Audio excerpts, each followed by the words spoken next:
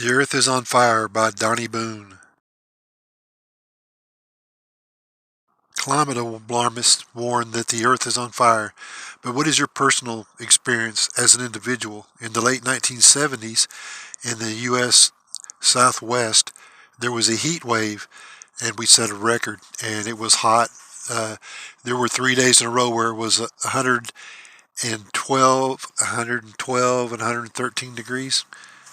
And since then, the predictions from the climate alarmists have been wrong. Not one prediction has come true. Let's take a look at those.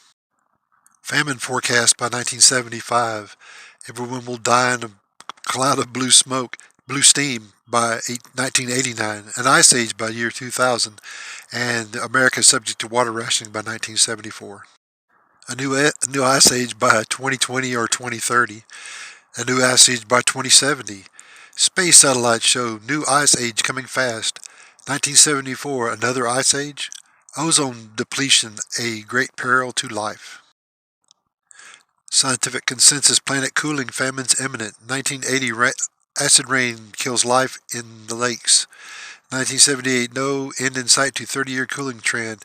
1988, regional droughts that never happened in the 1990s. 1988, temperatures in D.C. will hit record highs. 1988, Maldive Islands will be underwater by 2018. Rising sea levels will obliterate nations if nothing is done by 2000. New York City's West Side Highway underwater by 2019. It's not. 2000, children won't know what snow is.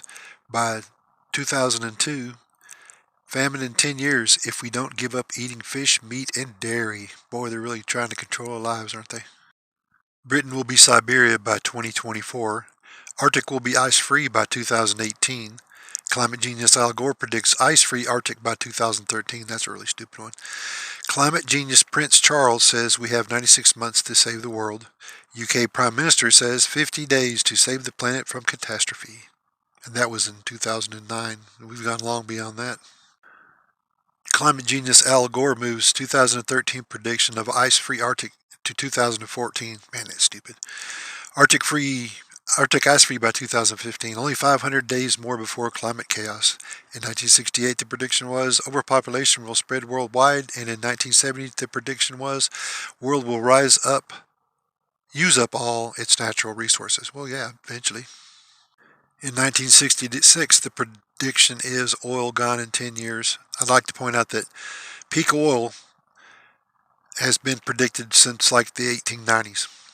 In 1972, the prediction was oil depleted in 20 years. In 1977, Department of Energy says oil will peak in the 90s. 1980, peak oil in 2000. 1996, peak oil in 2020.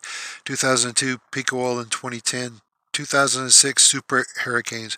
Peak oil means that that'll be the largest production in a year of oil, and it'll taper off after that, and we will run out of oil, which never has happened yet. They keep finding more and more reserves, which is a very interesting thing. 2006, super hurricanes, and that hasn't happened either. 2005, Manhattan underwater by 2015. In 1970, urban citizens will require gas masks by 1985. And in 1970, the prediction was nitrogen buildup will make all land unusable. The prediction in 1970, decaying pollution will kill all the fish. And in 1970, killer bees. Continuous climate predictions that go back on this list, not that far, but actually all the way back until like the 19th century, and none of them have come true. And if they're so worried about this, then what about this house that Obama bought for, I think it was $5 million, and in Martha's Vineyard, right on the coast, right in the danger zone? It's going to be underwater. It just doesn't seem like he's too concerned with it, if you ask me.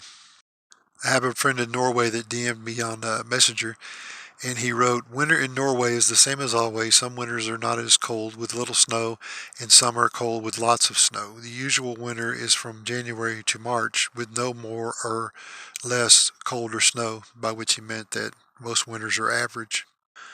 I can honestly say that since 1990 there have been some winters with no snow, but in the last few winters it has been cold with lots of snow. 2018 was the longest winter in decades with snow on the ground from October to April. My friend in Norway lives above the Arctic Circle, and is as anywhere on the Earth, things change from year to year. Things go through cycles, and that's what he's trying to say. Here are some charts from Tony Heller, and as you can see, there's a reason why they started this graph on the right-hand side in 1960, because it makes it look like the climate was cold starting in 1960 and then went up until we're just burning up. But if you go all the way back until the 1890s, you'll see that it's been much hotter in the past. The story these graphs tell is that it's been much hotter in the past, and that they've altered the data in order to fit their uh, predictions, which none of them have come true, none of them will come true. It's all just a big scam. It's all just climate alarmism, and none of it's true. And you can go to bed tonight and sleep easy, because we're not all going to burn up. If they'll just tell the truth, then they would all lose their jobs and their government money funding. But what we would get would be the truth, and the truth is that there is cyclic changes, but it's not man-made global warming, and it's just natural occurrence. It just occurs naturally. Thank you to Breitbart for the list of climate predictions that have not come true. No climate predictions have come true. And thank you to Tony Heller for enlightening us and letting us know the truth. And please continue to do so. Please like and share. Thank you very much.